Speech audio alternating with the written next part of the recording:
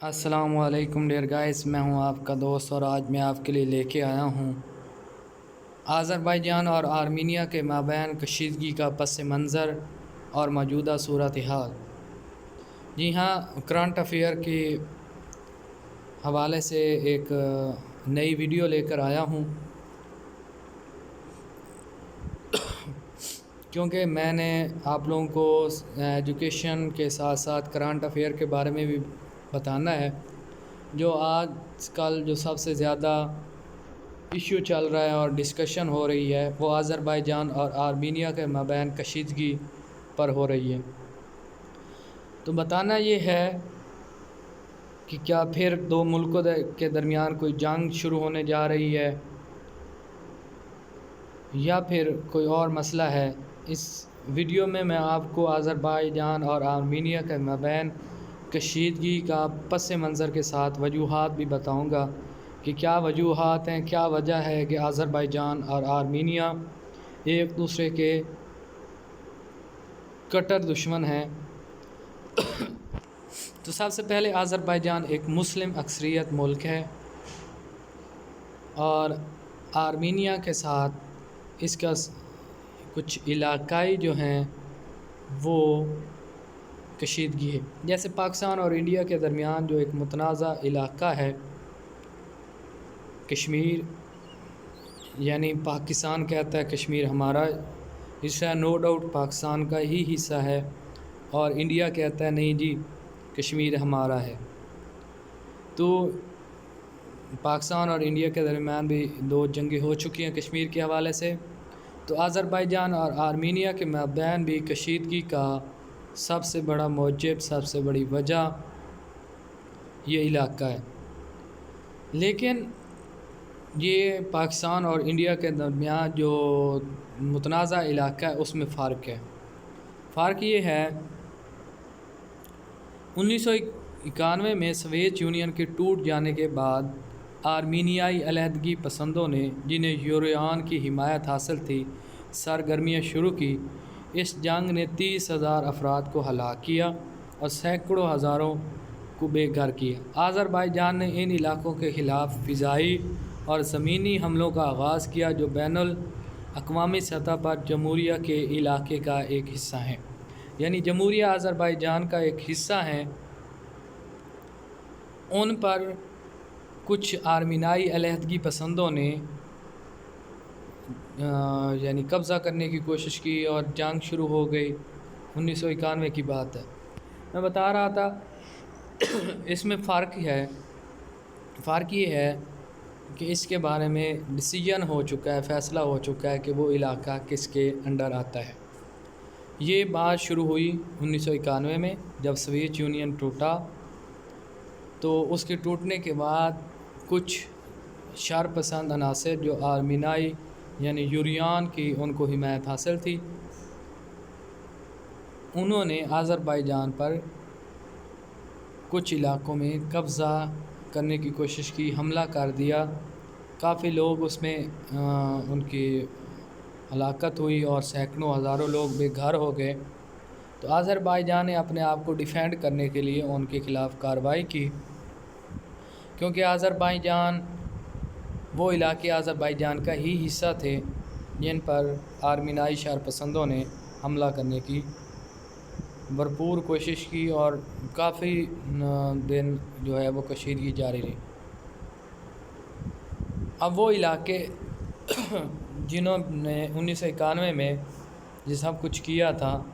تو تقریباً 30 سالوں سے آرمینیائی فوج کے قبضے میں۔ آرمینیا اور آذربائیجان نے حالیہ برسوں میں اتوار کا دن انتہائی پریشان کن گزارا۔ ایک بار پھر جنگ کے بادل قفقاز پر چھائے ہوئے۔ آرمینیا اور آذربائیجان نے حالیہ برسوں میں اتوار کا دن بہت ہی مشکل گزارا ہے،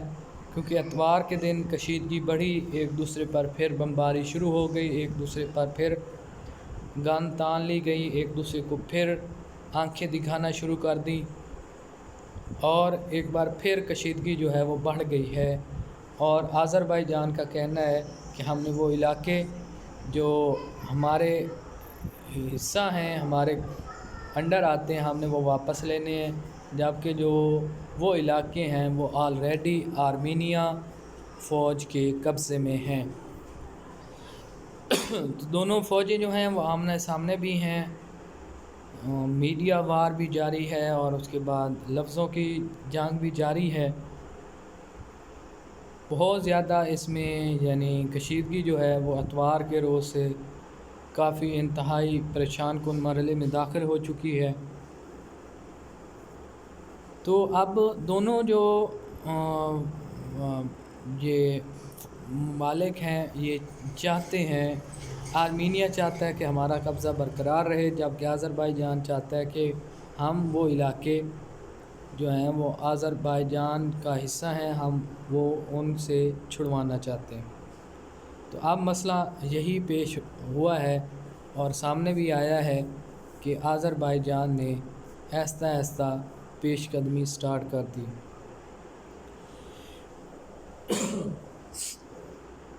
یہ کہانی شروع کیوں ہوئی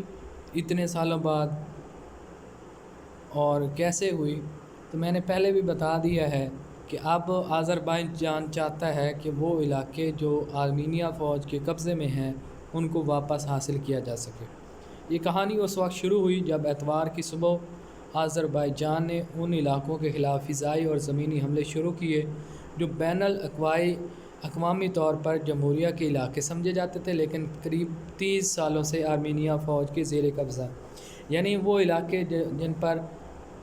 اس وقت 1991 میں آرمینائی فوج نے قبضہ کر لیا تھا، یعنی اس کے شر پسندوں نے قبضہ کر لیا تھا، اب آذربائیجان ان کو واپس حاصل کرنا چاہتا ہے، کیونکہ آذربائیجان چاہتا ہے کہ وہ کیونکہ بین الاقوامی انٹرنیشنل لیول کے طور پر بھی وہ حصہ سمجھے جاتے ہیں آرمینیا کی بجائے آذربائیجان کے، تو آذربائیجان یہی چاہتا ہے کہ ہم اس کے وہ علاقے جو ان پر قبضہ ہو چکا ہے وہ آزاد کروائے جائیں۔ تو انہوں نے آذربائیجان کے عہدیداروں کا کہنا ہے کہ انہوں نے فوز ولی صوبے میں کارخان بگلی، گروان، گارڈریز اور عبد الرحمن اولیاء کے گاؤں کو آزاد کرایا ہے، یعنی وہ علاقے یہ علاقے ان علاقوں میں شامل ہیں جہاں پر 31 سالوں سے آرمینائی فوج کا وہاں پر قبضہ تھا، ان شر پسندوں کا قبضہ تھا، جنہوں نے زبردستی اس وقت جب کیونکہ سوویت یونین کے ٹوٹنے سے آذربائیجان کافی کمزور ہو چکا تھا، ایک نئی ریاست کے روپ میں آیا، نئے ملک کے طور پر آیا، تو اس وقت کمزور تھا، اس وقت وہ ایسا کچھ زیادہ کارروائی کرنے کے حق میں نہیں تھا، لیکن اس نے کارروائی کی جس کے بدلے میں کافی نقصان بھی ہوا۔ یہ خبر آذربائیجان کے ایک ٹی وی میزبان نے جوش و خروش سے سنائی۔ صوبہ فوز ولی کا نام صوبہ فوز ولی کیوں رکھا گیا؟ اس کا نام 16ویں صدی کے مشہور شاعر سے لیا گیا ہے جنہوں نے آذربائیجانی، ترک اور فارسی زبان میں شاعری کی۔ اصل میں وہ شاعر عراق میں کربلا سے تھے جو ان دنوں میں عثمانیوں کے زیر حکمرانی تھا۔ فوز ولی آذربائیجان کے 10 سرکاری صوبوں میں سے ایک ہے، یعنی فوز ولی جو ہے وہ آذربائیجان کے سرکاری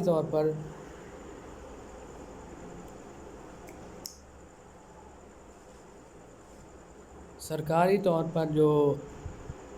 صوبے ہیں ان میں سے ایک صوبہ ہے۔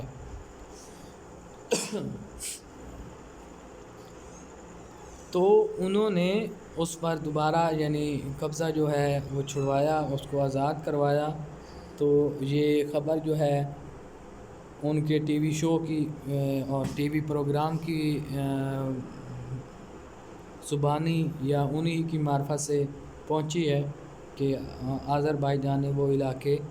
آزاد کروا لیے ہیں۔ اب جو کشیدگی ہے وہ آہستہ آہستہ مزید بڑھ رہی ہے، مزید یعنی ایک بدتری کی طرف جانے لگی ہے، کیونکہ کسی بھی چیز کا حل جنگ میں نہیں ہے، اور جب آٹومیٹکلی علاقے آزاد کروانے ہوتے ہیں تو پھر جنگ تو کرنی پڑتی ہے. تو اب جو ہے یعنی اتنا ویٹ کیا، کسی نے کوئی ساتھ ہی نہیں دیا، لیکن ایسا ایسا آذربائیجان نے خود کو سٹرانگ کیا ہے، اور اب وہ اس حالت میں آ چکے ہیں کہ وہ ان علاقوں میں دوبارہ اپنی ساکھ جما سکیں اور اپنے آپ کو دوبارہ جو ہے وہ ری اسٹیبلش کر سکیں. فوز ولی جو انہوں نے آزاد کروایا، اس کے بیشتر علاقے پر 1993 سے آرمینیا نے قبضہ کیا ہوا ہے. یہ علاقہ جمہوریہ آرٹسک کے زیر قبضہ ہے، جسے آرمینیا نے ناگورنو کاراباخ کا خطہ قرار دیا ہوا ہے. دنیا کا کوئی بھی ملک، خود آرمینیا بھی نہیں، اس جمہوریہ کی آزادی کو تسلیم نہیں کرتا ہے. یعنی اس آزادی کو، یعنی انہوں نے ناگورنو کاراباخ کو ایک علیحدہ خطہ قرار دیا ہوا ہے، اور وہ بھی اس کو علیحدہ خطہ نہیں سمجھتے، علیحدہ ملک نہیں سمجھتے، علیحدہ جمہوریہ نہیں سمجھتے، اس کو آزاد نہیں سمجھتے. وہ اس کو اپنا حصہ سمجھتے ہیں اور اس کو اپنی انڈر سمجھتے ہیں.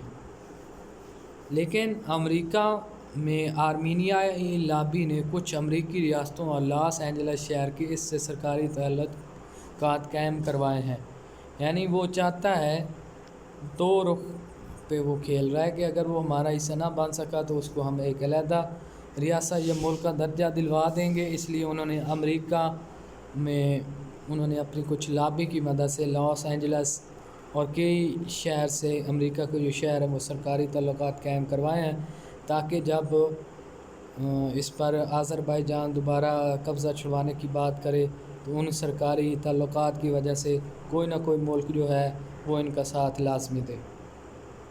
تو یہ پاور پولیٹکس جو ہے وہ انٹرنیشنل اور نیشنل لیول پر چلتی ہے کہ انٹرسٹ جو ہے، انٹرسٹ بیس پہ جنگیں بھی ہوتی ہیں، انٹرسٹ بیس پہ لوگ ایک دوسرے کا ساتھ بھی دیتے ہیں جنگوں میں. تو وہ انٹرسٹ بیس جو ہے وہ ڈیولپ کرنے کی کوشش کی گئی ہے، اور اسی کو بنیاد بنایا ہے آرمینیائی لابی نے کہ امریکی ریاستوں اور جیسے کہ لاس اینجلس ہے اور کچھ اور ریاستیں ہیں، کچھ اور شہر ہیں، ان کے ساتھ سرکاری تعلقات قائم کروائے جائیں، تاکہ اگر وقت آنے پر آذربائیجان کوئی کارروائی بھی کرتا ہے، اس علاقے کو آزاد کروانے کی کوشش کرتا ہے، تو جو امریکہ ہے اپنے سرکاری تعلقات کی وجہ سے وہ اس پر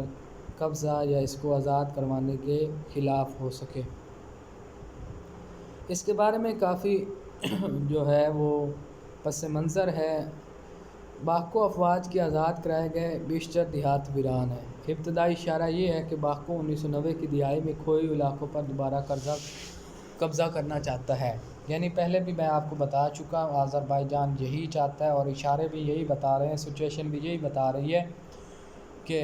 1990 کی دہائی میں جو علاقے جس پر آرمینیا فوج نے قبضہ کر لیا تھا اس کو دوبارہ قبضہ چھڑوایا جائے، آزاد کروایا جائے. تھامس ڈی وال ایک برطانوی مصنف اور یورپ میں بین الاقوامی امن برائے کارنیگی اینڈوونمنٹ کے سینئر تجزیہ کار ہیں. انہوں نے لکھا ہے کہ ان کے خیال میں یہ کام ایک ایسے وقت میں سر انجام دینے کا ہے جب عالمی برادری کی توجہ اس پر مرکوز نہیں ہے. یعنی یہ جو کشیدگی ہے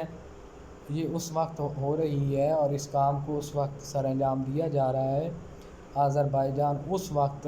ان علاقوں کو دوبارہ حاصل کرنے کی کوشش کر رہا ہے جس وقت کوئی بھی عالمی برادری جو ہے وہ اس کی طرف توجہ نہیں دے رہی. یعنی کسی کو پتہ بھی نہیں چلے گا اور یہ اس کو آزاد کروا لیں گے. یہ ان کی پالیسی ہے، یہ اشارے ہیں جو اس وقت تک ہمیں حاصل ہوئے ہیں، اور یہی کچھ لگ بھی رہا ہے، کیونکہ اتنی عالمی جو قوتیں ہیں یا عالمی برادری ہے وہ اس کی کوئی خاص رد عمل بھی نہیں دکھا رہی اور کوئی خاص انٹرسٹ بھی نہیں دکھا رہی. تو ابھی معاملہ اتنا گہرا نہیں ہے، اور شاید اس لیے آذربائیجان یہ سب کچھ جانتے ہوئے یہی کچھ کرنے کی کوشش کر رہے ہیں کہ ہم جو ہیں وہ آسانی سے اپنے کھوئے ہوئے مقامات، اپنے کھوئے ہوئے جو شہر ہیں یا اپنے کھوئے ہوئے جو کچھ علاقے ہیں وہ ہم دوبارہ حاصل کر سکتے ہیں. اسی بنیاد پر حاصل کر سکتے ہیں کہ عالمی برادری کی اس پر کوئی توجہ نہیں ہے اور ہم آسانی سے اس پر دوبارہ ان کا قبضہ چھڑوا کے اپنے جو حق ہے ہمارے بین الاقوامی سطح پر تسلیم شدہ علاقے ہیں ہمارے ہیں, ہم ان کو دوبارہ آزاد کروا لیں. تو یہ ہر ملک جو ہے وہ کچھ اسی طرح ہی دکھائی دے رہا ہے کہ ہر کوئی اپنی جو ہے وہ پولیٹکس ہے, اپنی جو ہے وہ ماحول کے ساتھ بزی ہے. پہلے تو کرونا ایشو ہے بہت زیادہ جس کی وجہ سے جو ہے وہ اچھی خاصی توجہ جو ہے وہ یہ کشیدگی نہیں لے رہی,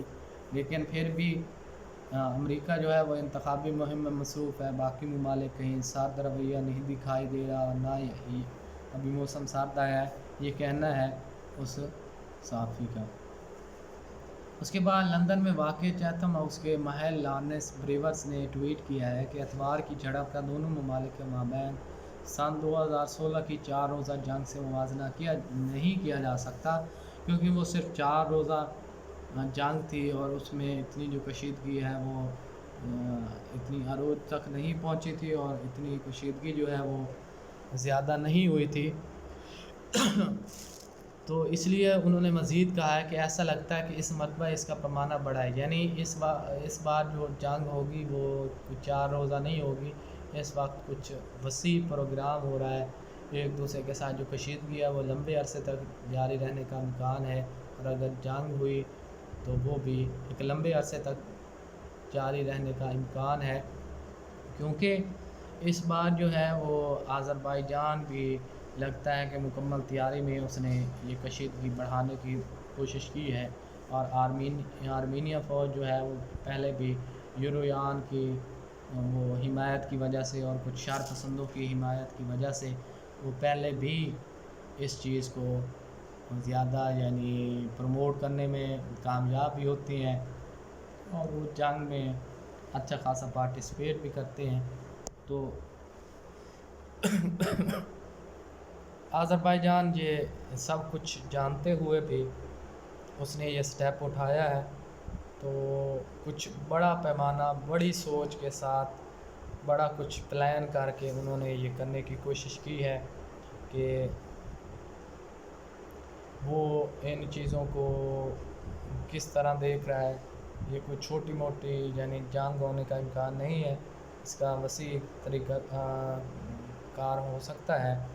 اس وجہ سے علاقائی جنگ ہونے کا بہت بڑا خطرہ ہے, یعنی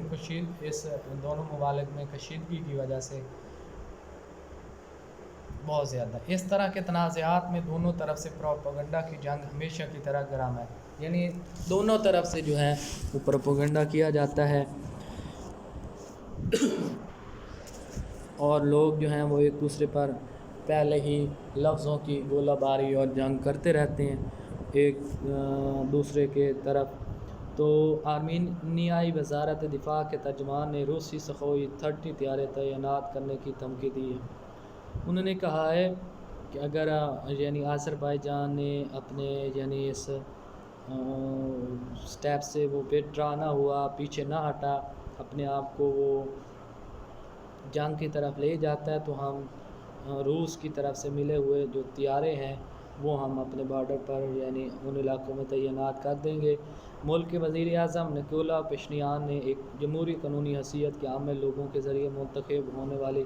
قومی پرست شخصیت پہلے سے کہیں زیادہ خطرناک لہجے میں بات کرتے ہوئے کہا ہے کہ یوروان شاید پہلی بار جمہوریہ آرٹسٹ کی آزادی کو تسلیم کریں. یعنی یہ دیکھ سکتے ہیں کہ ایک طرف وزارت دفاع کا بیان ہے تو دوسری طرف وزیر اعظم کا بیان ہے, تو دونوں جو ہیں وہ ایک دوسرے کو نیچا دکھانے کی بھرپور کوشش کر رہے ہیں. دونوں جو ہیں وہ ایک دوسرے کو جو لفظوں کی گولہ باری ہے اور لفظوں کی جنگ ہے اس میں ایک دوسرے کو شکست دینے کی کوشش کر رہے ہیں. یہ تو وقت ہی بتائے گا کہ حالات جو ہیں وہ کس کی سائڈ جاتے ہیں اور کس طرف جاتے ہیں, لیکن ابھی تک جو لگ رہا ہے, ابھی تک جو صاف لگ رہا ہے کہ اس بار جو جنگ ہونے جا رہی ہے وہ کافی بڑے پیمانے کی جنگ ہونے جا رہی ہے اور اس میں کافی زیادہ نقصان ہونے کا خطرہ ہے۔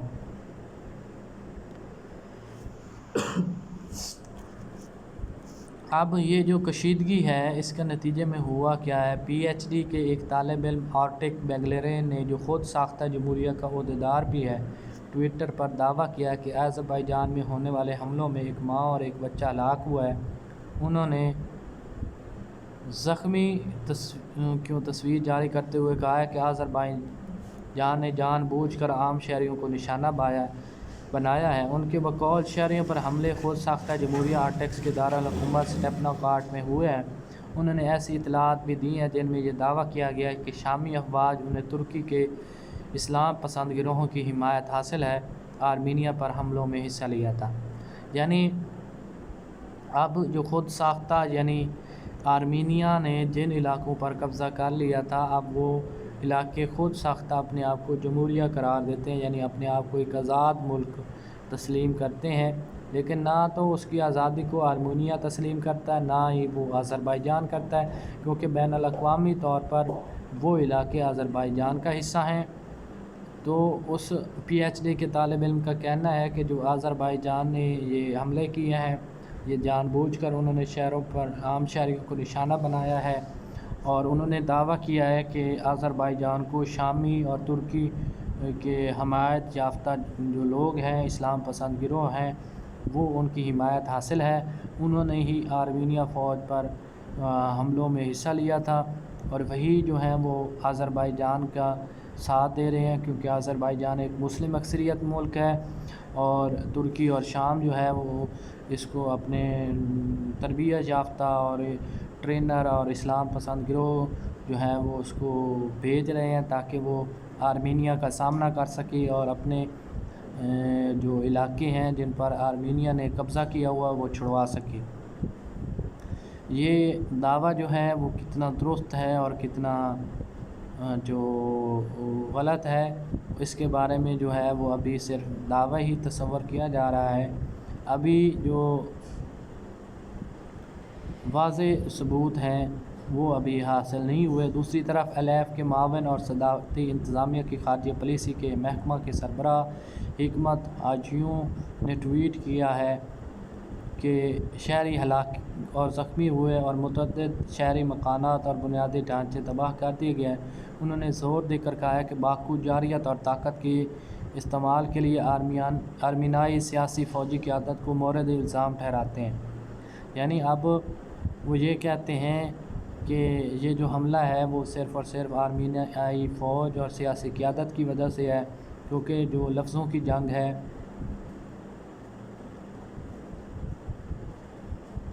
وہ کافی زیادہ جو ہے وہ اسی پر ہی بلیم کیا جاتا ہے۔ آرمینیا نے جو واپسی دوبارہ آذربائیجان کے واپسی پہ جو حملے کیے ہیں، کہا یہ جا رہا ہے کہ آذربائیجان کی سرکاری خبر رساں ایجنسی نے باکو عدالتی عہدیداروں کے حوالے سے بتایا کہ آرمینیائی فوج کے حملے میں ایک کنبے کے 5 افراد ہلاک ہوئے اور 19 زخمی ہو گئے ہیں۔ یعنی جو بات ہے وہ دونوں طرف سے گرم ہے، وہ بھی ایک دوسرے کو نشانہ بنا رہے ہیں، اور ایک ملک دوسرے ملک کو اور دوسرا ملک پہلے ملک کو، یعنی ایک دوسرے کے درمیان جو ہے وہ کشیدگی جو ہے وہ آہستہ آہستہ بڑھ رہی ہے، کم نہیں ہو رہی۔ ایک دوسرے پہ وہ نیچا دکھانے کے لیے ایک دوسرے کے ساتھ جو علاقے ہیں وہ چھڑوانے اور قبضہ کرنے اور آزاد کروانے کی جو یہ جنگ ہے، یہ کافی زیادہ آگے بڑھنے کے امکانات کی طرف جا رہی ہے، اور لگ یہی رہا ہے کہ یہ امکانات جو ہیں وہ درست ثابت ہوں گے، اور ان دونوں کے جو کشیدگی ہے وہ جنگ کا رخ اختیار کر لے گی، جبکہ جو ایک دوسرے کو یعنی جو ہے وہ الزامات ہیں اس کی بارش بھی جاری ہے۔ وہ اس کی فوج اور قیادت سیاسی قیادت کو مورد الزام ٹھہراتے ہیں کہ یہ ان کی وجہ سے ہوا ہے، اور آذربائیجان آرمینیا فوج کو سمجھتا ہے اور آرمینیائی فوج آذربائیجان کو ایسا سمجھتی ہے۔ تو یہ جو کنورسیشن ہے اور یہ جو ڈسکشن ہے یہ کافی زیادہ ہو رہی ہے، اور جو لوگ ہیں اس پر بہت زیادہ یعنی بحث بھی کر رہے ہیں، اور جاننے کی کوشش بھی کر رہے ہیں کہ آیا یہ جو خبریں آ رہی ہیں یہ کیا واقعی ایسا ہی ہے، اتنے ہی لوگ زخمی اور ہوئے ہیں۔ انہوں نے زور دے کر کہا ہے کہ ان کے ملک نے 2 ہیلی کاپٹر، 3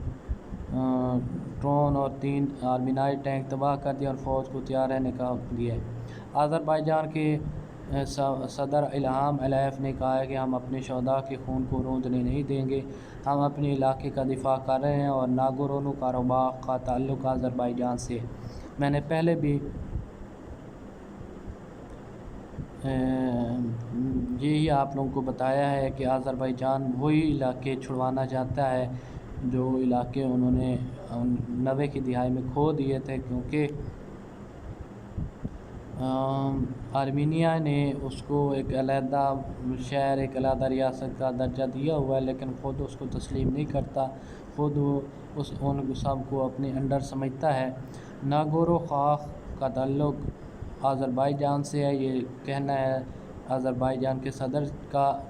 پیشینیان نے ٹویٹر پر لکھا ہے، تمام آرمینیائی باشندوں کو اپنی تاریخ، اپنے وطن، اپنی شناخت، اپنے مستقبل اور اپنے حال کا دفاع کرنے کے لیے متحد ہونا چاہیے۔ ہم اپنے آپ کے جو ہیں وہ بہت زیادہ خواہش مند ہیں اور ہم اب ایک دوسرے کی حفاظت کرنا جانتے ہیں۔ ہم اپنے ملک، لوگ اور فوج کا دفاع کرنے سے باز نہیں آئیں گے۔ یعنی ایک دوسرے کو وہ کلیئرلی ایک دوسرے کو عوام تک، اپنے پبلک تک یہ میسیج بھیجنا چاہ رہے ہیں کہ ہم نے آذربائیجان کا یہی کہنا ہے کہ ہم نے اپنے جو شہداء ہیں اس کے خون کو ریگاں نہیں ہونے دینا، ہم نے وہ علاقے دوبارہ قبضے میں لینے ہیں۔ جبکہ جو آرمینیائی ہیں، وزیر اعظم ہیں، ان کے عہدیدار ہیں، انہوں نے یہی کہا ہے کہ ہم نے وہ علاقے، کیونکہ اب وہ ہماری تاریخ کا حصہ بن چکے ہیں اور ہمارا وہ وطن کا حصہ ہیں، ہمارے مستقبل ہے، تو ہم اس کے دفاع کے لیے تیار ہیں اور ہمیں متحد ہونا چاہیے اور ہم اس کو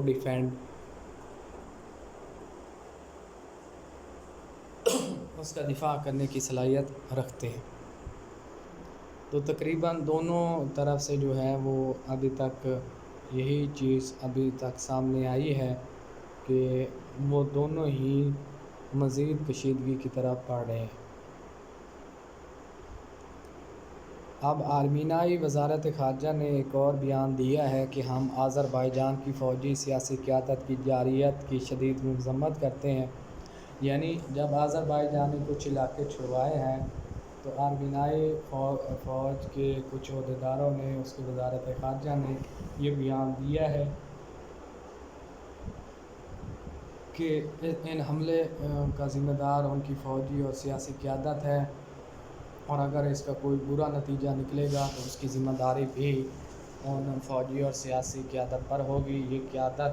اپنی جارحیت کے نتائج کی پوری ذمہ دار ہوگی۔ یعنی وہ کلیئرلی میسیج دے رہے ہیں کہ اگر ہم نے کوئی جیسے کہ انہوں نے کارروائی کی بھی ہے، ہم نے کوئی دفاعی کارروائی کی یا جوابی کارروائی کی تو ہم بھی اچھا خاصا بدلہ لیں گے، اور اس کے جو نتائج ہوں گے ان کے ذمہ دار آذربائیجان کی سیاسی اور فوجی قیادت ہوگی۔ اور ان کا مزید کہنا ہے کہ وہ پہلے سے ہی جانتے ہیں کہ آرمینیائی فوج کیا کر سکتی ہے اور کیا کرنے کی صلاحیت رکھتی ہے۔ انہوں نے پہلے کا اچھا خاصا جو ہے وہ آذربائیجان کو نقصان پہنچایا تھا 90 کی دہائی میں، تو وہ تاریخ کا جو ہے وہ حصہ ہے اور وہ اس کے بارے میں کافی اشارے بھی دے رہے ہیں کہ وہی حال ہوگا جیسے پہلے ہوا تھا۔ کافی علاقے آذربائیجان کو جو ہیں وہ چھوڑنے پڑیں گے، ہم ان پر قبضہ کر لیں گے۔ اب مزید جو ہے وہ ان دونوں کے یعنی جو بیانات ہیں وہ ایک دوسرے کے خلاف کافی اندوہناک، اور یہ جو سپیچ ہیں جذباتی، یہ لوگوں میں کافی جوش و جذبہ ابھار رہے ہیں اور جوش و جذبہ پایا جاتا ہے۔ اور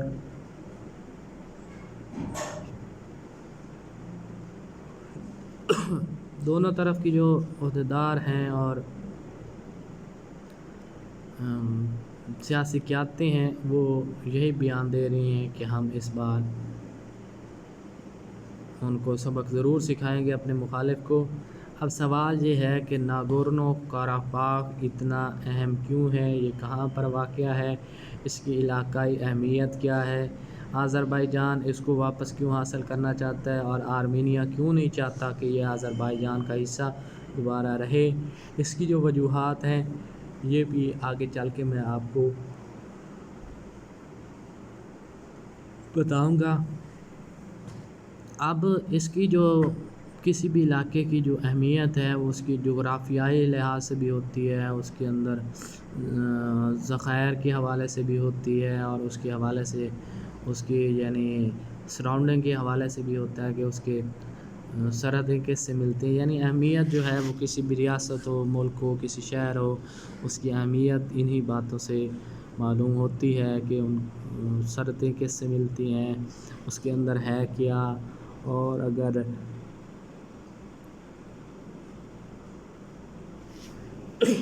یہ میں نے پہلے بھی آپ لوگوں کو بتا چکا ہوں کہ باکو اور یوریان کے درمیان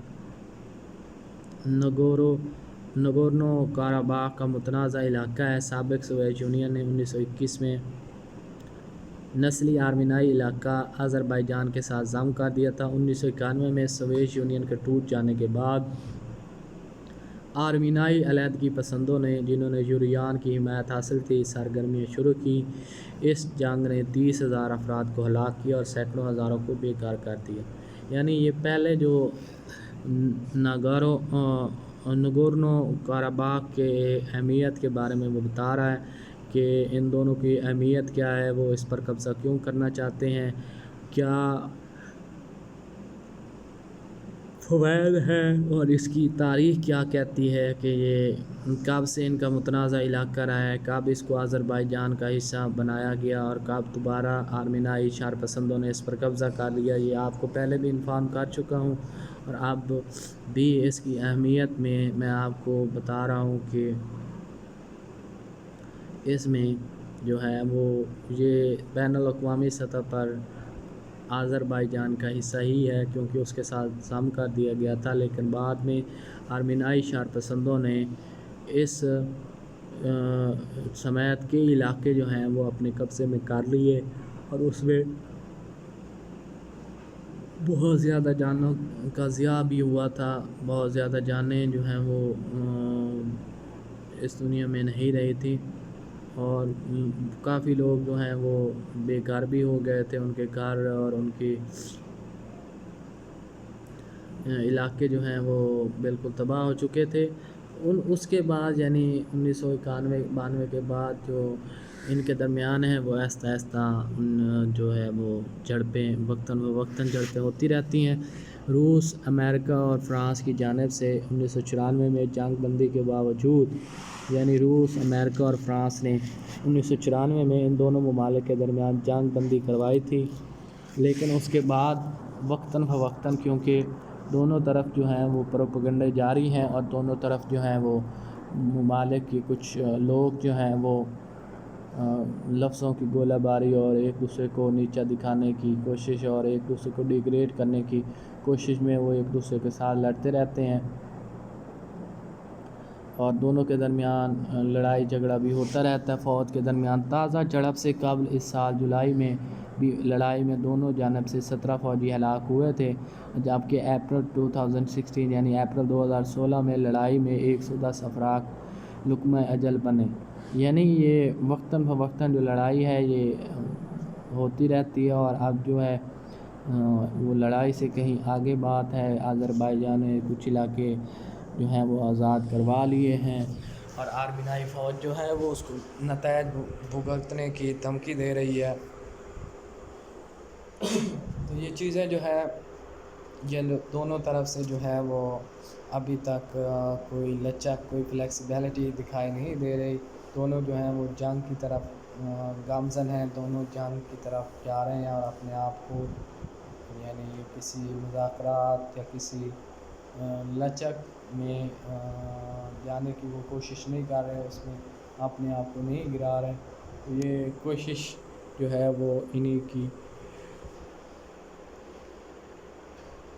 ان دونوں ممالک کی کوشش یہی ہے کہ وہ علاقے جو ہیں وہ جو ناگورنو قرباخ ہے، وہ علاقہ جو ہے وہ ہمارے ہی قبضے میں رہے. آذربائیجان اس کو دوبارہ حاصل کرنا چاہتا ہے. اس علاقے کے متنازع ہونے کی وجہ ایک اور بھی ہے، وہ ہے خاندانی وراثت اور ثقافتیں. یعنی ثقافتیں بھی ہیں اور خاندانی وراثت بھی ہے. یعنی ان علاقوں پر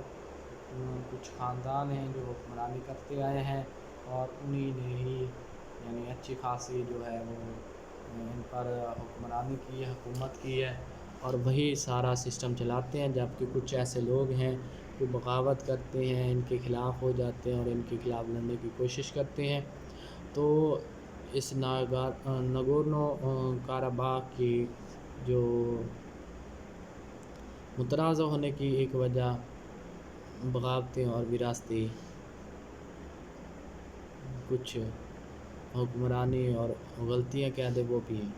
4 صدی سے آرمینیا ایک مسیحی ملک ہے جو سوویت یونین سے آزادی پانے کے بعد سے سیاسی اور معاشی عدم استحکام کا شکار رہا ہے. آرمینیا کا روس کے ساتھ اتحاد ہے، لیکن روسی فوج براہ راست اس تنازع میں شریک نہیں ہے. یعنی آرمینیا نے روس کے ساتھ الحاق کیا ہوا، جیسا کہ ان کے وزارت دفاع ہے، انہوں نے بھی اعلان کیا تھا کہ ہم سخوئی روس یعنی جو روس کے تربیت یافتہ اور ان کے بنائے گئے جو طیارے ہیں وہ ہم 30 طیارے جو ہیں وہ اس سرحد پر لگا لیں گے اور اسی کے ساتھ ہی ہم جو ہیں وہ جنگ کا آغاز کریں گے یا ہم آذربائیجان کو تباہ کریں گے. ماسکو نے بھی کسی حد تک اعتدال پسند ہونے کی کوشش کی اور باکو کے ساتھ قریبی تعلقات بھی بنائے ہیں. اس لیے تازہ جھڑپ کے بعد ماسکو نے فوری طور پر جنگ بندی کا مطالبہ کیا. نیٹو اور خطے کے دوسرے ممالک جیسے کہ ایران نے بھی وہی پوزیشن لی ہے، یعنی جنگ بندی کی طرف گئے ہیں. اور یہ جتنے بھی ممالک ہیں اور جو اس خطے میں موجود ہیں اہم جو ممالک اور ریاستیں، وہ یہی چاہتے ہیں کہ ابھی جنگ جو ہے وہ نہیں ہونی چاہیے، ابھی جنگ کا کوئی مقصد نہیں ہے. 2018 کی بہار میں سڑکوں پر احتجاج موجودہ وزیر اعظم نیکول پشینیان کو اقتدار میں لے آئے. یعنی جو عوام ہے وہ بھی حکمران کے ساتھ کھڑی ہے، کیونکہ یہ حکمران، یہ حاکم بھی عوام کی پسندی سے اور عوام کے احتجاج کی وجہ سے یعنی وزارت میں آیا تھا، وزارت عظمیٰ میں یعنی وزیر اعظم بنا تھا. اور اسی کی ہی بنیاد پر انہوں نے اس وزیر اعظم نے اچھی خاصی جو ہے وہ اپنی جو امیج ہے وہ عوام میں بنائی ہوئی ہے. انہوں نے بدعنوانی کے خلاف سخت قدم اٹھائے اور مقبول عدالتی اصطلاحات متعارف کروائیں. جبکہ دوسری طرف مسلمان اکثریتی آذربائیجان واحد خاندان کے زیر تسلط کے آمرانہ کنٹرول میں 1993 کے بعد سے رہا ہے. خفیہ ایجنسی KGB کے سابق افسر حیدر علیف نے اکتوبر 2003 تک عینی پکڑ کے ذریعے اقتدار پر کنٹرول رکھا. انہوں نے اپنی موت سے چند ہفتے قبل اقتدار اپنے بیٹے الہام کے حوالے کیا. یعنی یہ جو خاندانی جو وراثت ہے وہ چلی آ رہی ہے 1993 سے، ایک ہی خاندان جو ہے وہ اس پر حکمرانی کرتا آیا ہے. ایک فوت ہوتا ہے تو اس کا بیٹا، اور اسی طرح یہ مزید کام جو ہے وہ آگے بڑھ رہا ہے. اور وہ جو وزیر اعظم تھے انہوں نے اچھی خاصی اصلاحات بھی متعارف کروائی ہیں اور انہوں نے بدعنوانی کے خلاف مقدمات بھی لڑے ہیں. جبکہ آذربائیجان جو ہے وہ اس پر ایک ہی خاندان جو ہے وہ قبضہ کر کے بیٹھا ہے اور وہی خاندان جو ہے وہ نسل در نسل اس پر حکمرانی کرتا آیا ہے. اور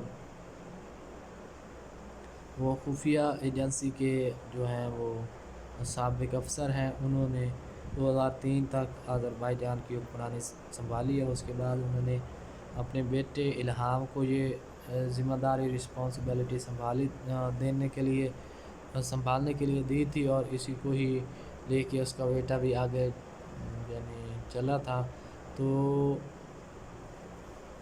اکثر اوقات یہ جو چیزیں ہوتی ہیں، یہ جو یعنی خاندان کی جو تسلط اور آمرانہ حکومت ہوتی ہے اس میں ملک کو کوئی خاطر خواہ پیدا نہیں ہوتا. اس لیے آذربائیجان جو ہے وہ اتنے سالوں تک ان علاقوں پر خاموشی اختیار کر کے رکھا، لیکن ابھی جب معاشی اور سیاسی استحکام ہوا تو اس کو مزید آگے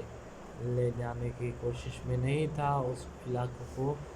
چھڑوانا چاہتا ہے. باپ کی طرح الہام نے بھی ان کے مخالفوں کو کچلا اور 2017 میں اپنی بیوی مہربان کو ملک کا پہلا نائب صدر بنایا. یعنی وہ اپنے جیتے جی ہی اپنے جو حکمرانی ہے وہ دوسرے اپنے خاندان کے لوگوں کو دے جاتے تھے. حیدر علیف نے اپنے بیٹے الہام کو حکمرانی دی تھی، اور اسی طرح الہام نے اپنے جیتے جی ہی نائب صدر کا عہدہ اپنی بیوی کو دیا تھا. یعنی اس کی وفات کے بعد جو صدر بنے گا وہ اس کی وائف ہی ہوگی. تو اس طرح جو ایک خاندان ہے وہ مسلسل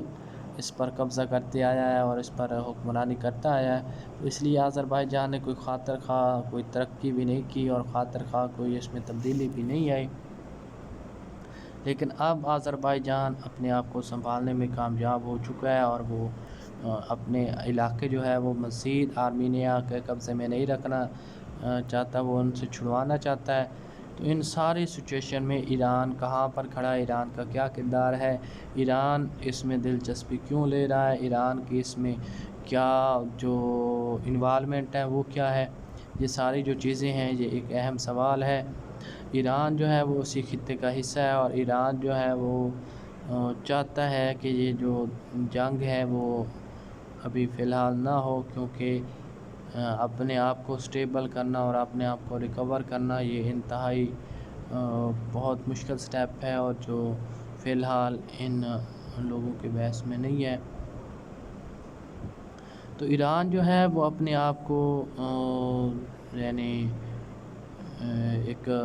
خطے میں موجود ملک ہونے کی وجہ سے وہ چاہتا ہے کہ آذربائیجان اور آرمینیا کے خلاف جو کشیدگی ہے وہ کم سے کم ہو اور جو ان دونوں کے درمیان جو جنگ بندی ہے وہ جلدی سے جلدی ہو جائے. ایران جو ہے وہ یہی چاہتا ہے کہ یہ دونوں خطے جو ہیں وہ پرامن رہیں. باکو اور یوریان میں اپنے ہم منصب کے ساتھ ٹیلی فون پر گفتگو کرتے ہوئے ایران کے وزیر خارجہ جواد ظریف نے جنگ بندی اور عداوتوں کو فوری ختم کرنے کے ساتھ ساتھ بین الاقوامی قانون کے دائرہ کار میں مذاکرات کے آغاز پر بھی زور دیا ہے. یعنی ایران یہی چاہتا ہے کہ خطے میں امن برقرار رہے اور وہ اس میں اپنے آپ کو کیا کرنا چاہتا ہے، اپنے آپ کو نیوٹرل رکھنا چاہتا ہے اور چاہتا ہے کہ خطے میں امن قائم رہے اور وہ جنگ بندی اور عداوتوں کو فوری ختم کرنے کے ساتھ ساتھ بین الاقوامی قانون کے دائرہ کار میں مذاکرات کے آغاز پر بھی یقین رکھتا ہے. انہوں نے ٹویٹر پر کہا ہے کہ ناگورنو کاراباخ میں خوفناک تشدد پر ایران کڑی نظر رکھے ہوئے ہے. ہمارے پڑوسی ہماری ترجیح اور ہم مذاکرات میں مدد کے لیے تیار ہیں. اب خطے کو امن کی ضرورت ہے، خطہ مزید کوئی جنگ برداشت نہیں کر سکتا اور خطہ جو ہے وہ پرامن رہنا چاہتا ہے، کیونکہ آج کل جو دور ہے وہ ٹیکنالوجی کا دور ہے. وہ اب جو جنگ ہوگی وہ دو ملکوں کے درمیان نہیں رہے گی، وہ دو ملکوں سے 4 سے 8 اسی طرح بڑھتی جائے گی اور ایک ورلڈ وار بن جائے گی. تو اس لیے خطے میں موجود دوسرے ممالک جو ہیں وہ چاہتے ہیں کہ ان دونوں کے درمیان کوئی مذاکرات ہو جائیں اور جلدی سے ان کی جو کشیدگی ہے وہ ختم ہو سکے، اور وہ چاہتے ہیں کہ جو ان کے درمیان عداوتیں کوئی مس انڈرسٹینڈنگ ہے وہ جلدی سے جلدی ختم کر لیں اور ان کو مزید اس جو ہے وہ جنگ کے بیج کو مزید پنپنے نہ دیں. ایران کا اس معاملے میں ایک خاص مقام ہے، اس کی پیچیدہ تاریخ بھی ہے. یعنی ایران جو ہے وہ اچھا خاصا کردار ادا کر رہا ہے اس سارے معاملے میں. اس کا ہسٹری دیکھیں، ایک ماضی دیکھیں تو ایران ایک منفرد مقام حاصل رکھتا ہے. 1992 میں رفسنجانی کی صدارت کے دوران جب تہران نے مغرب کے تناؤ کم کیا تو آرمینیا اور آذربائیجان کے صدور جنگ بندی اور مذاکرات سے متعلق تہران اعلامیہ جاری کرنے ایران آئے تھے. یعنی ایران نے دونوں ممالک کے جو عہدیداران ہیں ان کو تہران بلایا تھا تاکہ وہ جنگ بندی اور مذاکرات سے متعلق جو اعلامیہ ہے وہ تہران یعنی ایران کے دارالحکومت تہران سے ہی کریں۔ ایران جو ہے وہ اچھا خاصا اہمیت رکھتا ہے ان دونوں ممالک کے درمیان، لیکن اگلے ہی روز آرمینیائی فوج نے آذربائیجان کے قلب میں واقع شوشہ شہر پر حملہ کر دیا۔ یہ ایک ایسا واقعہ جس کی وجہ سے متعدد سازشی نظریات نے جنم لیا، کیونکہ ایک دن جو ہے انہوں نے اپنی جنگ بندی اور مذاکرات کا اعلان کیا دونوں طرف کے عہدیداران نے، اور دوسری ہی دن آرمینیائی فوج نے آذربائیجان پہ کہ ایک شہر قلب میں واقع شہر شوشہ شہر پر حملہ کیا۔ تو اس سے سازشیں جو ہیں وہ اسٹیمیٹ لگایا گیا کہ اس کے پیچھے کوئی سازش ہے جو چاہتی ہے کہ یہ دونوں ممالک جو ہیں وہ مذاکرات نہ کریں اور دونوں ممالک جو ہیں وہ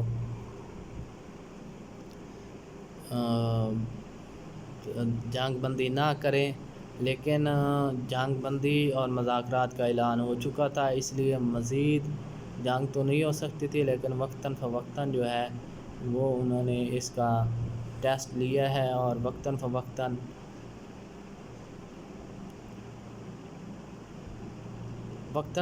وہ ایک دوسرے پر حملہ کرتے رہے ہیں،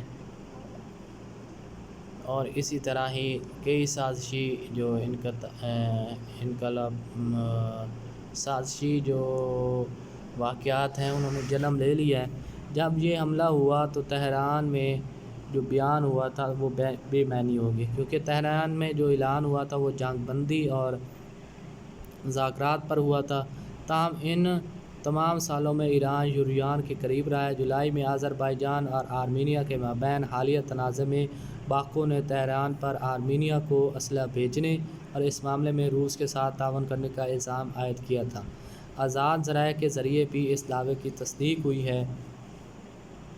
کہ وہ ان لوگوں کو ٹرین کر رہے ہیں اور خفیہ طور پر ان لوگوں کو اسلحہ دے رہے ہیں تاکہ وہ اپنے جو علاقے ہیں جو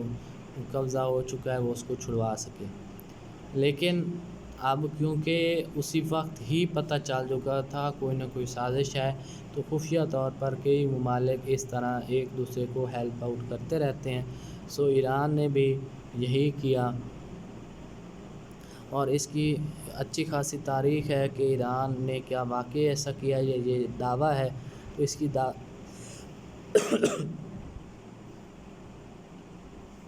اس دعوے کی کافی بار تصدیق بھی ہوئی ہے، اور اچھے خاصے جو بڑے عہدیداران تھے حکومت میں انہوں نے اس کو تسلیم بھی کیا ہے کہ ایسا ممکن ہے۔ تو جو روس ہے وہ آٹومیٹکلی کہیں نہ کہیں اس میں پلے رول ادا کر رہا ہے، لیکن کوئی بھی ملک جو ہے وہ سامنے نہیں آ رہا۔ ایک دونوں ممالک کی سپورٹر جو ہیں جو امداد کر رہے ہیں، لیکن خفیہ طور پر وہ ایک دوسرے کو مدد کرنے کو تیار ہیں۔ اس سلسلے میں ایرانی عہدیداروں نے یہ دعوے کیے ہیں کہ ایران قرہ جنگ میں خفیہ طور پر آذربائیجانوں کی مدد کر رہا تھا، یعنی ایرانی عہدیدار نے یہی کہا ہے کہ آرمینیا کے خلاف آذربائیجان کو وہ سپورٹ کر رہے ہیں خفیہ طور پر، اور وہ نہ صرف وہ جو ہیں وہ ہتھیار آذربائیجان کو دے رہے ہیں، بلکہ کچھ فوجی بھی جو ہیں وہ آذربائیجان کو دے رہے ہیں تاکہ آذربائیجان جو ہے وہ اپنے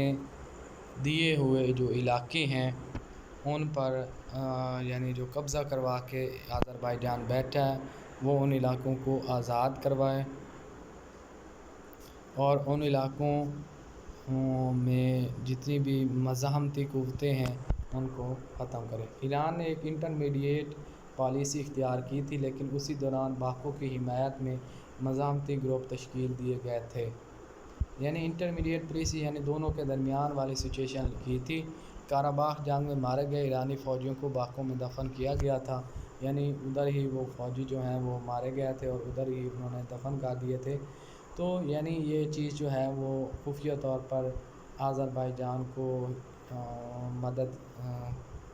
کی گئی تھی ایک مسلم ملک کی حیثیت سے، اور انہوں نے جب یہ تہران پر تہران میں بلایا اور دونوں کو ممالک کو جنگ بندی اور مذاکرات کے لیے ایگری کیا اور انہوں نے اعلامیہ جاری کیا، تو اس وقت بھی یہ انٹرمیڈیٹ پالیسی کے ساتھ دونوں کے ساتھ وابستہ تھے۔ لیکن جب دوسرے دن ہی آرمینیا نے اس پر دوبارہ حملہ کیا شوشہ شہر پر، تو مزید سازشوں نے جنم لیا اور ایران جو ہے وہ ان کو خفیہ طور پر ایک ملک کو سپورٹ کرنے لگا، یعنی آذربائیجان کو وہ ہتھیار اور یہ سب چیزیں دینے لگی۔ ہاں جی، اب نیا کھلاڑی آیا ہے، وہ ہے ترکی۔ اس علاقے میں ترکی اتنی انٹرسٹ کیوں لے رہا ہے، اتنی دلچسپی کیوں ظاہر کر رہا ہے، اس کی اس علاقے کے ساتھ کیا روایات یا کیا تعلق ہے، کیا روابط ہیں، یہ بھی میں آپ آگے چل کے اس کو بتاؤں گا۔ ترکی جو ہے وہ تاریخ میں اس میں کہیں بھی دلچسپی نہیں لے رہا تھا، لیکن اچانک ہی اس نے پچھلے کئی سالوں سے ترکی نے اس علاقے کے ساتھ اپنے تعلقات قائم کرنے کی کوشش کی ہے،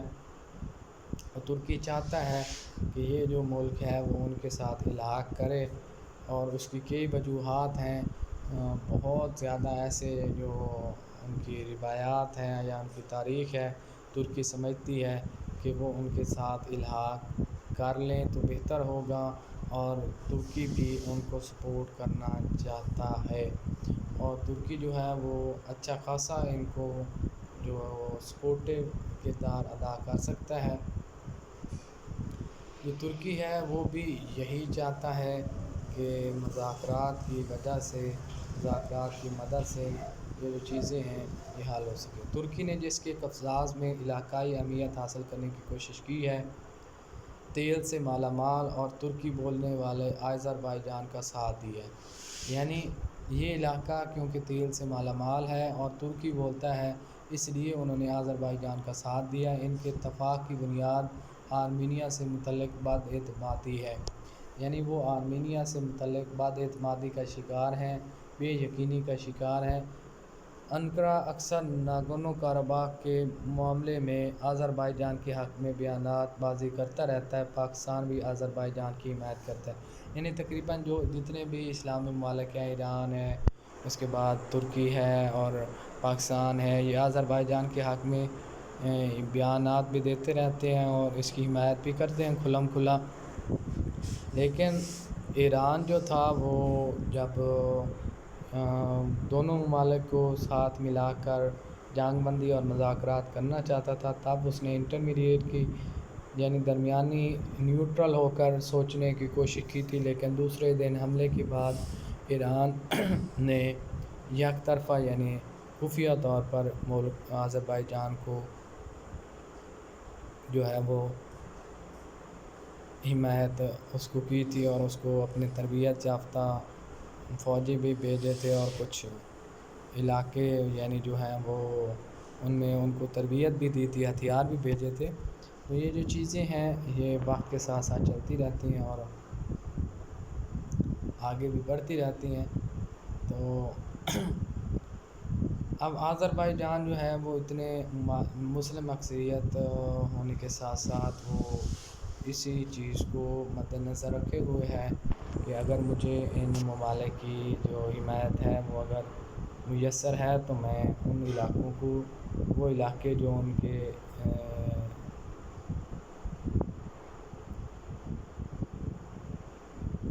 جو ہیں وہ قبضے میں ہیں، آرمینیا کے قبضے میں، وہ ان کو چھوا لیں گے۔ جمہوریہ آذربائیجان کے قیام کے بعد سے ترکی نے فطری طور پر دنیا کے سب سے بڑے ترک بولنے والے ملک کی حیثیت سے اپنے ساتھ رکھنے کی کوشش کی ہے۔ ترکی یہی چاہتا ہے کیونکہ آذربائیجان کے لوگ جو ہیں وہ زیادہ تر ترکی زبان بولتے ہیں، یعنی ترکش بولتے ہیں، اور وہ ترکی بھی جو ہے وہ اپنے ایک جیسی زبان ہونے کے حوالے سے اس کو ملک کی حیثیت سے اپنے ساتھ رکھنے کی کوشش کی ہے۔ 90 کی دہائی میں ترکی کے ساتھ آذربائیجان ترک بولنے والی ریاستوں کی تعاون کونسل کے بانیوں میں سے ایک تھا، یعنی 90 کی دہائی میں ترکی نے یہ آئیڈیا دیا تھا کہ جو جتنے بھی ترک بولنے والے ریاستیں ہیں وہ ان کو اپنی ایک تعاون کونسل بنانی چاہیے، ایک آرگنائزیشن بنانی چاہیے، اور انہوں نے وہ بنائی تھی۔ اور آذربائیجان جو ہے وہ اس بانیوں میں سے ایک تھا،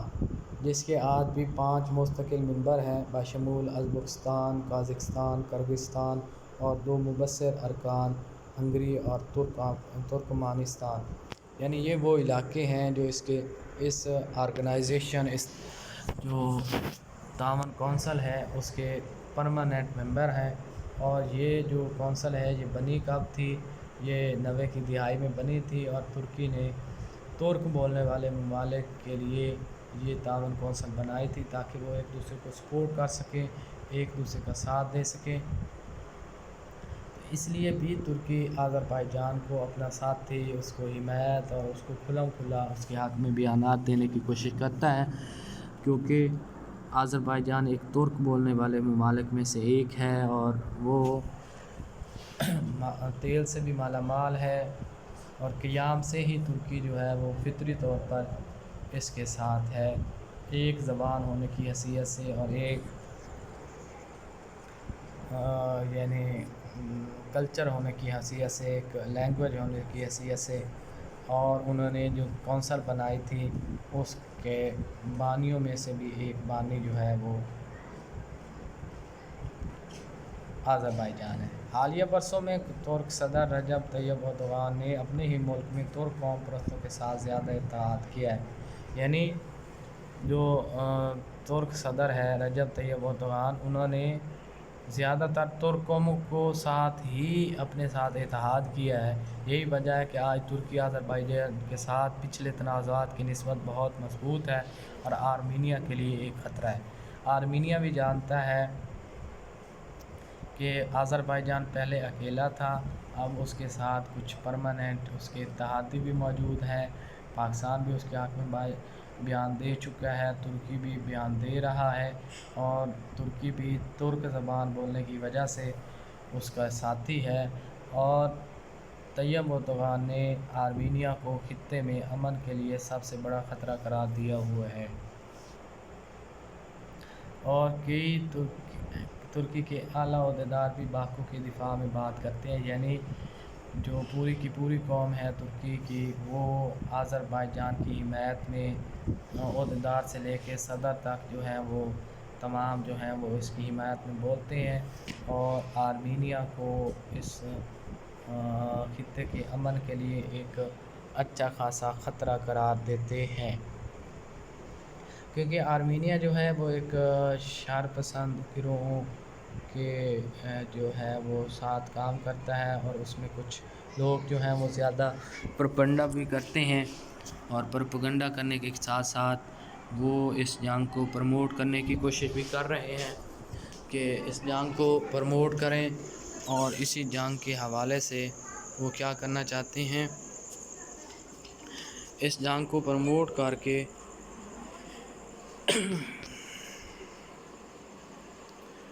یقیناً ترکی اور آذربائیجان کی قربت نہ صرف نسلی وجہ ہے بلکہ بنیادی اسٹریٹجک وجوہات بھی ہیں۔ اس کی وجوہات یہ ہیں کہ آذربائیجان میں تیل اور گیس کے بہت بڑے وسائل ہیں۔ یہی وجہ ہے کہ موسم گرما کے تنازع کے دوران آرمینیا نے متنازع خطے پر حملہ نہیں کیا تھا، کیونکہ اس میں تیل اور گیس کے بہت زیادہ ذخائر موجود ہیں۔ یونان کی ترکی سے مخاصمت کی ایک وجہ پہلی جنگ عظیم میں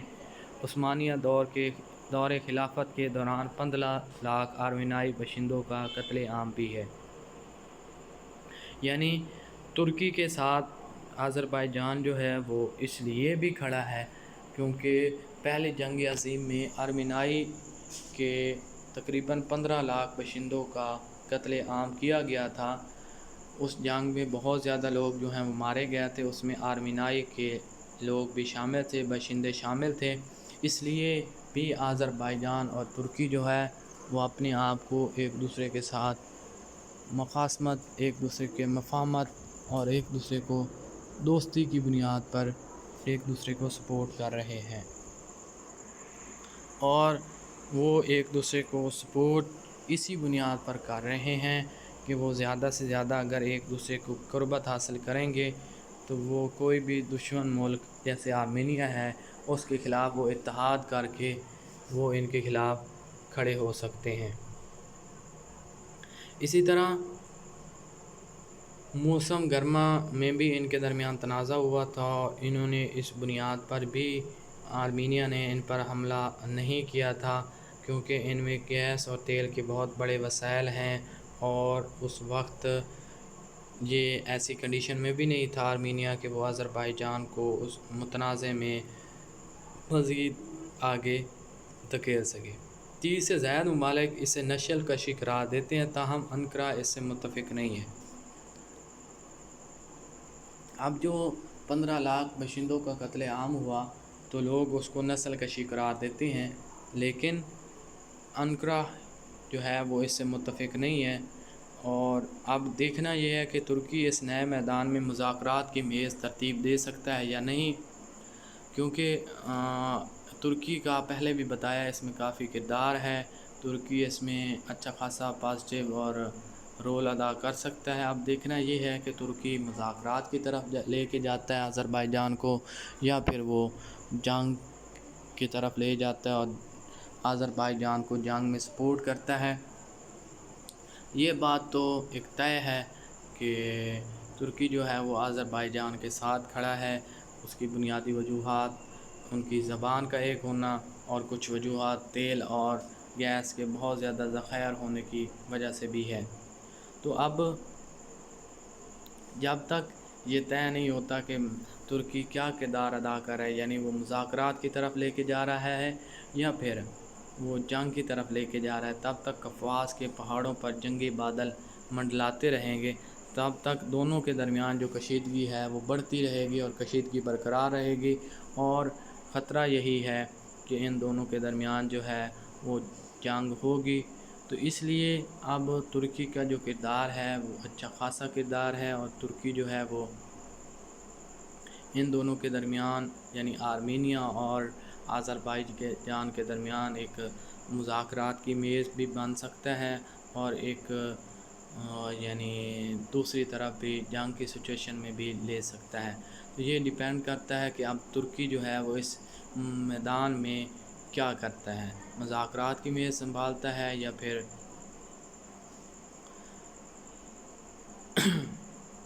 اب آذربائیجان نے حالیہ دنوں میں تیل سے آمدن کو اپنی شعبہ تبدیل کرنے کے لیے بڑے پیمانے پر استعمال کرنا شروع کر دیا، یعنی اب آذربائیجان بھی اپنے آپ کو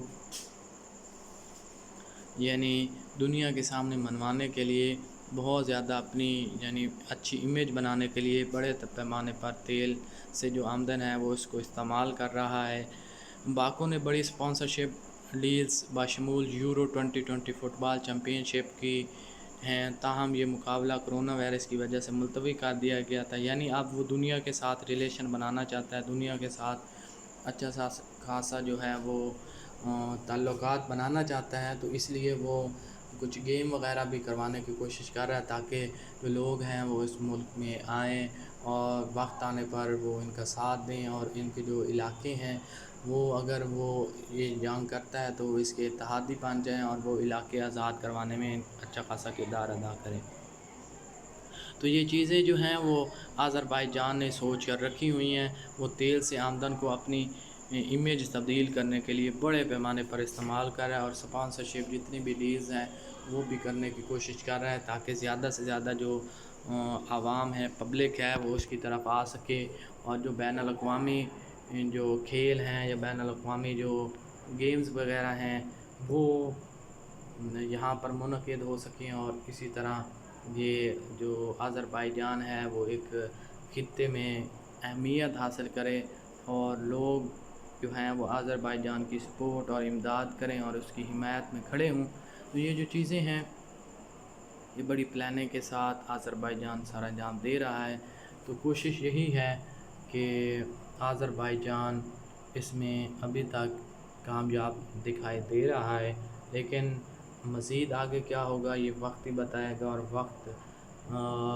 کس کی طرف ڈھلتا ہے، یعنی کس وقت پر جو ہے وہ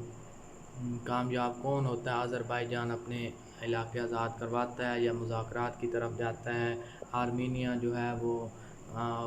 آذربائیجان کے ساتھ مذاکرات کرتا ہے یا نہیں کرتا ہے، یا پھر کشیدگی کو برقرار رکھتا ہے اور وقتاً فوقتاً جھڑپیں ہوتی رہتی ہیں۔ تو یہ وقت جو ہے وہ اس کے ساتھ جو ہے وہ بتائے گا، لیکن ابھی تک آذربائیجان جو ہے وہ اپنی امیج تبدیل کرنے میں کامیاب رہا ہے، اور وہ اچھا خاصا اس میں انویسٹ کر رہا ہے، اور اس کی سب سے بڑی انویسٹمنٹ جو پلاننگ ہے وہ تیل کی آمدن ہے۔ باکو 2016 سے فارمولا 1 گرینڈ پری ریس تواتر کے ساتھ منعقد کروا رہا ہے۔ آذربائیجان نے یورپی ممالک کو روس کی جگہ توانائی فراہم کرنے کے لیے متبادل کے طور پر بھی پیش کیا ہے، یعنی وہ تیل کے ذخائر اور گیس کے ذخائر کو استعمال کرنے کے لیے، اس سے آمدن حاصل کرنے کے لیے اور دوسرے ملک کو بیچنے کے لیے بھی اس بارے میں سوچ رہا ہے۔ تو اس چیز کو سمجھنے کے لیے جو آذربائیجان ہے وہ اچھا خاصا انویسٹمنٹ کر رہا ہے تیل کی آمدن جو ہے وہ اس کو لے کر۔ تو اس میں جو مزید ہے وہ یعنی گیمز کروانے کا اس کے پیچھے مقصد بھی یہی ہے، اور روس کی جگہ توانائی فراہم کرنے کا مقصد یہی ہے کہ وہ تعلقات قائم کرے، اور تعلقات قائم کرنے کی وجہ سے وہ ان سے اچھا خاصا اتحاد قائم کر سکے۔ اب جو جنگ کی ایک اور وجہ، کشیدگی کی اور وجہ بھی غیر ملکی آرمینائی ہیں۔ جو غیر ملکی آرمینائی ہیں یعنی وہ لوگ جو آرمینیا میں تو رہتے ہیں لیکن آرمینیا کے باشندے نہیں ہیں، وہ بھی بہت ہی اس کی وجوہات میں شامل ہیں کہ وہ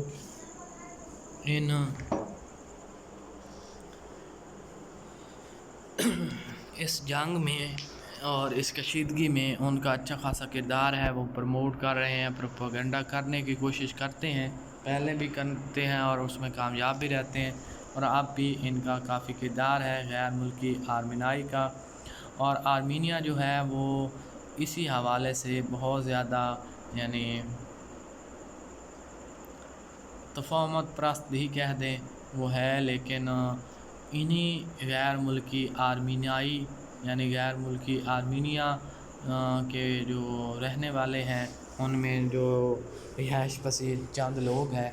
وہ اس چیز کو پروموٹ کرتے ہیں اور اس چیز میں انویسٹمنٹ کرتے ہیں اچھی خاصی، اور پروپیگنڈا کرتے ہیں، اور اچھی خاصی ایک دوسرے کو نیچا دکھانے کے لیے بیان بازی اور الفاظ کی جو گولہ باری ہے وہ بھی شروعات ہوتی ہے۔ تو اب مزید یہی ہے کہ آپ جو غیر ملکی آرمینائی ہیں وہ اس میں اپنے آپ کو مزید آگے بڑھا کر مزید آذربائیجان کے خلاف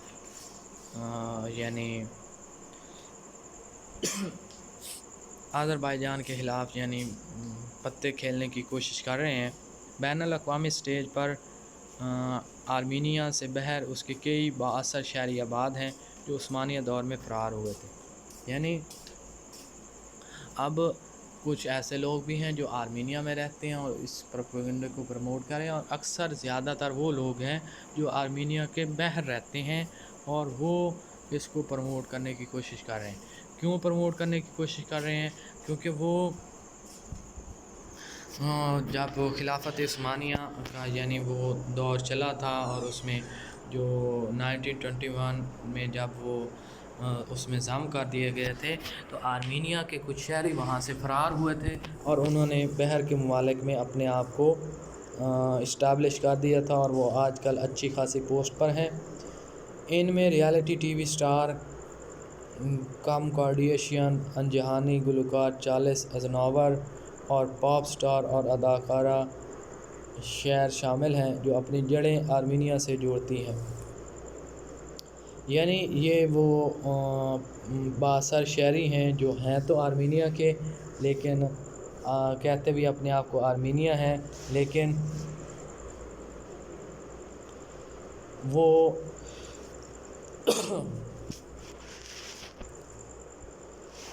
وہ اس چیز کو یعنی اپنے آپ کو آرمینیا سے جوڑتے ہیں اور آرمینیا کے حق میں بہت زیادہ یعنی اپنے آپ کو متحرک رکھتے ہیں۔ اسی طرح کارڈیشین نے خود کو آذربائیجان کی نسل کشی کے خلاف غیر سرکاری سفیر کے طور پر متحرک ہیں،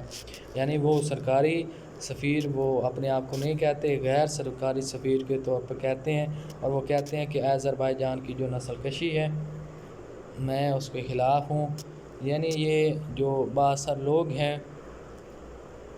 یہ بھی اچھا خاصا اس پروپیگنڈے کو پروموٹ کرنے میں اور اس پروپیگنڈے کو اسٹیبلش کرنے میں کامیاب رہے۔